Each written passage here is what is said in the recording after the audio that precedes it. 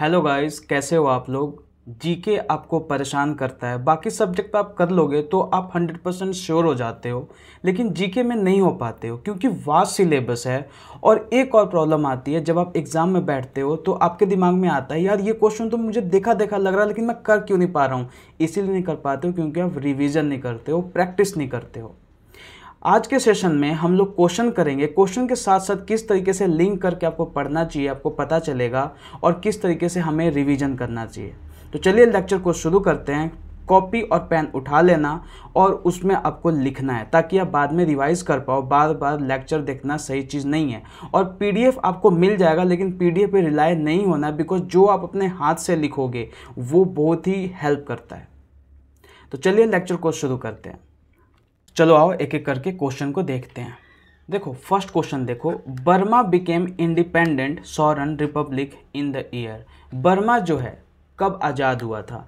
तो बर्मा का modern name आपको पता होना चाहिए। बर्मा का मॉडर्न नेम क्या है? म्यांमार। म्यांमार कब आज़ाद हुआ, इस तरीके से क्वेश्चन है, बर्मा कब आज़ाद हुआ। तो ऑप्शन देखो 1946, 1950, 1948 या 1962। तो करेक्ट आंसर हो जाएगा 1962, बाकी गलत है। अब इतना आपने पढ़ लिया, बस इतना ही पढ़ना था क्या? इससे रिलेटेड अब आपको हिंट मिल जाना चाहिए कि नेबरिंग कंट्री से रिलेटेड मैं, और जो इंडिपेंडेंस डे से रिलेटेड है इसको मैं याद कर लेता हूँ। तो याद करो, पाकिस्तान का कब आता है?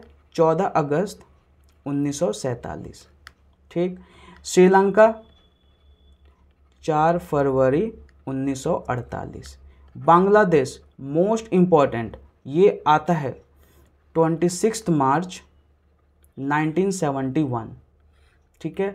और इसमें एक और चीज़ आपको याद रखना है कि इसका नेशनल एंथम, राष्ट्रगान का क्या नाम है?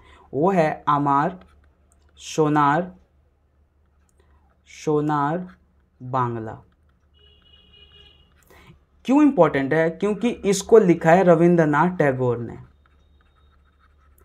और हमारा जो राष्ट्रगान है उसको भी किसने लिखा है? रविंद्रनाथ टैगोर ने, इसलिए इंपॉर्टेंट है। नेक्स्ट क्वेश्चन देखो, electron volt is the unit of. Electron volt किसका यूनिट है? पोटेंशियल डिफरेंस का है, करंट का है, एनर्जी का है, पावर का है। तो राइट आंसर हो जाएगा एनर्जी का है। ये तो पता चल गया। पोटेंशियल डिफरेंस का क्या यूनिट होता है? वोल्ट होता है। करंट का क्या होता है? एम्पेयर होता है, ध्यान रखना। पावर का वॉट। पावर का एक और होता है डायोप्टर। ये किसके चीज़ में यूज होता है? आंख पे आप चश्मा डालते हो, इसमें जो लेंस होता है उस लेंस का यूनिट होता है डायोप्टर। नेक्स्ट क्वेश्चन देखो, who among the following had written Kitabul Hind that give an incisive description of early 11th century India. Kitabul Hind किसने लिखा था? क्वेश्चन ये है। पहला ऑप्शन अल-किंदी, दूसरा अल-बरूनी, अल-बुखारी या अल-ख्वारिज़मी। तो राइट आंसर हो जाएगा अल-बरूनी। अल-बरूनी जो है किताबुल हिंद इन्होंने लिखा था। अब इससे रिलेटेड आपको पता होना चाहिए कि अल-बरूनी किसके टाइम पे आया था? मोहम्मद गजनवी के टाइम पे। तो इसके टाइम पे आपको 3 स्कॉलर याद रखने हैं। पहला तो आपने याद कर लिया, कौन सा? अल-बरूनी। ठीक है। दूसरा आपको याद रखना है फिरदौसी, और तीसरा याद रखना है उतबी। फिरदौसी की कौन सी बुक है? शाहनामा। और उतबी की कौन सी बुक है? तो किताबुल यामिनी। ठीक है, ये खत्म हो गया। और इसे पढ़ना है तो मोहम्मद गजनवी 1001 से 1027 तक हमारी इंडिया में 17 बार इसने लूट मचाई है। और 1025 वाला सबसे इम्पॉर्टेंट है, सोमनाथ वाला। जब ये सोमनाथ आया तो इसको डिफेंड करने के लिए भीमदेव आए थे। बहुत इंपॉर्टेंट है, पूछता है कि जब 1025 में सोमनाथ अटैक कर रहा था मोहम्मद गजनवी, तो उसको बचाने के लिए कौन से राजा आए थे? भीमदेव, जो कि सोलंकी डायनेस्टी से बिलोंग करते थे। Fourth question, which of the following scheme is aimed at helping accelerate the Uptake of broadband internet service. निम्न में से कौन सी योजना ब्रॉडबैंड इंटरनेट सेवाओं को तेज करने में मदद करने के उद्देश्य से बनाई गई है? बताओ ये कौन सा है? तो पीएम वानी है। जो भी आप अभी इंटरनेट यूज़ कर रहे हो, घर बैठे आप लेक्चर देख पा रहे हो, ये कहीं ना कहीं गवर्नमेंट का पी वानी में काफ़ी मतलब काम किया हुआ है पी वानी को लेकर गवर्नमेंट ने, जिसकी वजह से आप लोग अभी अच्छी तरह बैठकर मस्त इंटरनेट यूज़ करके क्लास देख पा रहे हो। तो इससे रिलेटेड और आपको क्या याद रखना है कि स्कीम बहुत इंपॉर्टेंट हो जाता है, जैसे जन धन योजना, ठीक है। जो जन धन योजना है, जन धन योजना, प्रधानमंत्री जन धन योजना कब शुरू हुआ था? 2014 में। उसी तरीके से एक और याद रखना, गति शक्ति, गति शक्ति योजना की शुरुआत 2021 में। रिसेंटली गति शक्ति यूनिवर्सिटी भी ओपन की गई। ये कहाँ पे? वडोदरा में। वडोदरा कहाँ है? गुजरात में। इसके पहले जो चांसलर, मतलब जो हेड हैं यूनिवर्सिटी के, जो हेड होते हैं चांसलर, वो कौन है? अश्विनी वैष्णव, ठीक है। इस तरीके से आपको लिंक करते हुए पढ़ना है।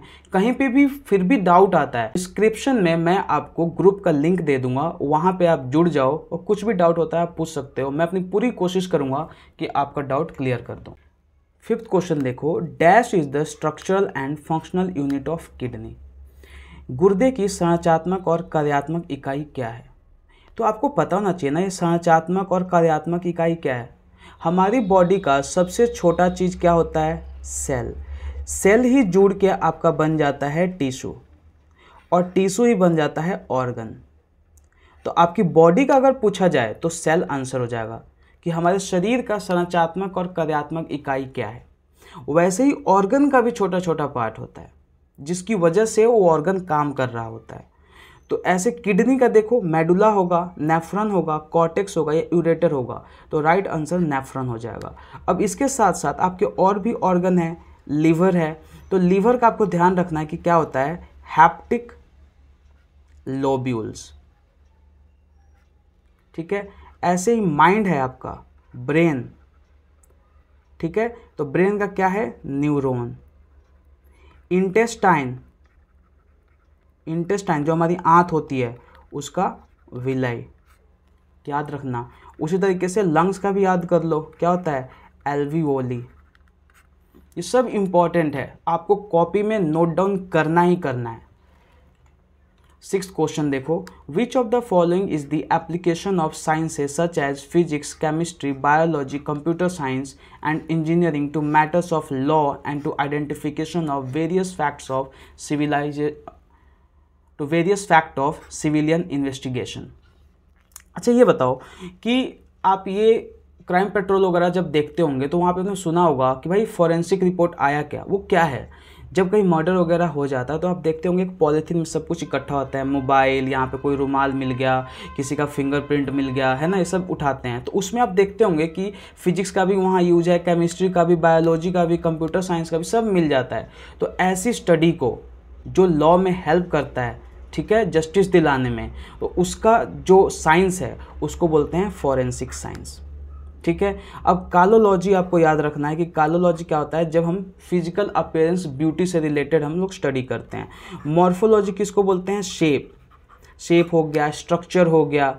साइकोलॉजी पता है आपको, ये तो पता होगा, आपको कमेंट में बताना है कि साइकोलॉजी किसकी स्टडी को बोलते हैं।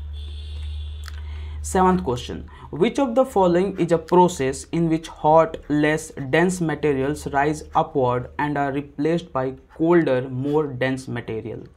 निम्न में से कौन सी ऐसी प्रक्रिया है जिसमें गर्म, कम संघन पदार्थ ऊपर की ओर उठते हैं तथा उन्हें ठंडे, अधिक संघन पदार्थों द्वारा प्रतिस्थापित कर दिया जाता है? तो इसमें आपने पढ़ा होगा कंडक्शन, पक्का पढ़ा होगा कंडक्शन, इसको और बोलते हैं चालन, ठीक है। और आपने एक पढ़ा होगा कन्वेक्शन, जिसको बोलते हैं संवहन, ठीक है। और तीसरा आपने पढ़ा होगा रेडिएशन, जिसको बोलते हैं विकिरण, ठीक है जी। तो कंडक्शन जो है कब होता है? जैसे मान लो ये गर्म एक कटोरी है और इससे एक और रख दोगे और हीट इसमें ट्रांसफ़र हो जाएगा, एकदम टच है इसमें, तो हीट ट्रांसफ़र होगा इसमें, इसको हम बोलते हैं कंडक्शन या चालन। संवहन किसको बोलते हैं? जैसे मान लो एक ये पानी है, ठीक है, ये पानी भरा हुआ है पूरे पर और ये आप हीट दे रहे हो और जब आप ये हीट देते हो तो क्या होता है, ये गर्म होता है, गर्म होकर ये ऊपर चला जाता है और फिर जो यहाँ ठंडा है ऊपर वो नीचे आ जाता है। तो क्या हो रहा है कि जो गर्म हो रहा है वो ऊपर जा रहा है और जो ठंडा है फिर उसको रिप्लेस कर रहा है, उसकी जगह पे आ जा रहा है। तो ये क्या हो जाएगा आपका, यही कुछ ऐसा ही कुछ कॉन्सेप्ट लग रहा है इस क्वेश्चन में, आप ढंग से समझो। और रेडिएशन क्या होता है, रेडिएशन होता है जब दो ऑब्जेक्ट है और बीच में कोई मीडियम नहीं है, ना एयर है ना वाटर है, कुछ नहीं है, फिर भी जो है हीट ट्रांसफ़र हो जा रहा है, तो ये क्या हो जाएगा, रेडिएशन। तो आप देख पा रहे हो इस क्वेश्चन के लिए कन्वेक्शन जो है ये कंडीशन फुलफिल हो रहा है, तो राइट आंसर कन्वेक्शन हो जाएगा या संवहन। 8th क्वेश्चन देखो, which of the following places is famous for a copper mine. Copper mine के लिए या तांबे का खान, ठीक है, कहाँ पे है, सतना, गया, खेतरी, केओंझार। तो राइट आंसर हो जाएगा खेतरी। कहाँ पे है ये, राजस्थान में है। तो क्या आगे बढ़ जाए, नहीं, आपको और याद रखना है कि सिंहभूम एक और ये तांबे का खान है जो कि कहाँ है, झारखंड में है। एक और याद कर लो, मालंज खंड, हाँ मालंज खंड, ये कहाँ है, मध्य प्रदेश में है। ठीक है। 9th क्वेश्चन, खेल दिवस कब मनाते हैं, ये भी नहीं पता है, पता होना चाहिए। और इसमें जानते हो कंफ्यूज कब होते हैं, 29 अगस्त और 28 अगस्त। आप भी हो गए, राइट आंसर है 29 अगस्त। ठीक है। अब इसके साथ साथ आपको ये याद रखना है कि 29 जुलाई क्या है, टाइगर डे है। 1 जुलाई डॉक्टर डे, सब इंपॉर्टेंट है ये। 12 जैन क्या होता है, यूथ डे। ये भी पूछता है क्यों मनाते हैं, तो इस दिन विवेकानंद जी का बर्थडे। 9 जैन क्या होता है, पता है आपको, प्रवासी, पता होगा, प्रवासी दिवस कब मनाते हैं, तो 9 जैन को, क्योंकि महात्मा गांधी जी इसी तारीख को इंडिया आए थे। इस तरीके से आपको पढ़ना है। अब ये जो 29 अगस्त को हम मनाते हैं, ये क्यों मनाते हैं, मेजर ध्यानचंद जी का बर्थडे है। क्यों है, क्या है ये, हॉकी प्लेयर, हॉकी खेलते थे ये। चलो next question, recently in which state central government imposed article 355। Article 355 क्या है, तो पता होना चाहिए आपको कि 352 से 360 आपका इमरजेंसी से रिलेटेड प्रोविज़न है हमारे संविधान में, और 352 से 360 आपको इसमें 3 आर्टिकल बहुत इंपॉर्टेंट है, 352, 356 एंड 360।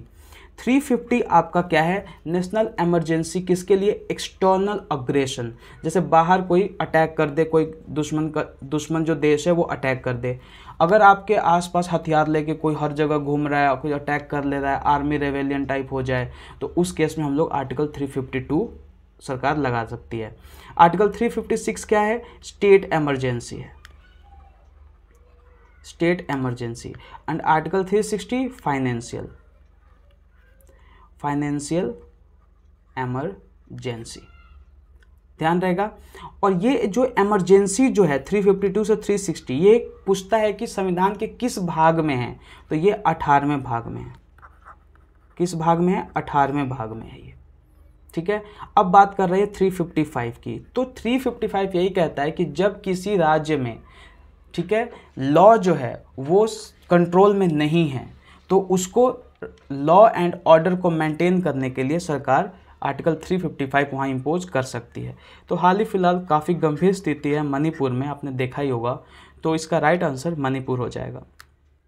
अब देखो, जैसे ही मणिपुर आप देख रहे हो, तो जैसे ही स्टेट से रिलेटेड कुछ पढ़ते हो ना, तो 2 चीज़ आप उसी वक्त याद कर लो, सीएम और गवर्नर, आपको अलग से याद नहीं करना पड़ेगा।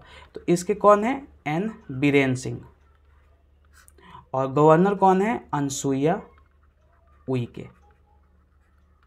ठीक है। सो आई होप आपको लेक्चर पसंद आया होगा। और कहीं पे भी डाउट होता है ना, तो आप ग्रुप में जुड़ जाओ, बहुत ही इंपॉर्टेंट ग्रुप रहेगा आपके लिए। वहाँ पे रोज़ सुबह मैं क्वेश्चन कुछ आपको डालता हूँ प्रैक्टिस करने के लिए, सिर्फ जीके का ही नहीं, मिक्स क्वेश्चन होता है, ठीक है। सुबह आप वार्म अप हो जाओगे, भूख जग जाएगी कि हाँ दिन में मुझे पढ़ना है। उसके बाद जो हम क्लासेस करेंगे उसका PDF आपको मिल जाएगा। कुछ आपको डाउट होगा, डाउट शेयर कर सकते हो। तो चलो आज के लिए इतना ही। आई होप आपको लेक्चर पसंद आया होगा। Thank you.